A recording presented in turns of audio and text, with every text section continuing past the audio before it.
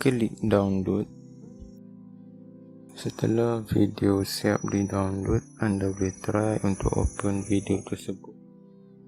Mula-mula, buka Google. Kemudian, search YouTube.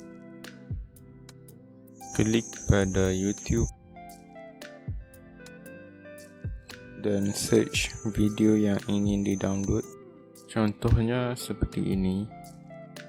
Buka video tersebut. Di sebelah atas ada link URL yang telah disediakan bagi video tersebut. Copy link tersebut. Kemudian pergi ke Google dan search YouTube Downloader.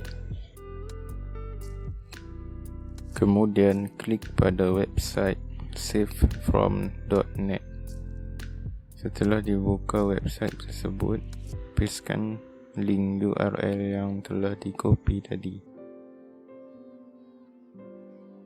Kemudian klik download di sebelah kanan video. Kemudian apabila video terbuka seperti ini, klik pada ikon 3 titik di bahagian bawah hujung sebelah kanan. Klik download. Setelah video siap di-download, anda boleh try untuk open video tersebut untuk cek sama ada video itu okey atau tidak. Untuk cari video yang telah di-download tadi, anda boleh try cari di bahagian download.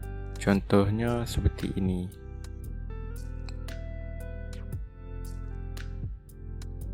Dah siap. Terima kasih kerana menonton.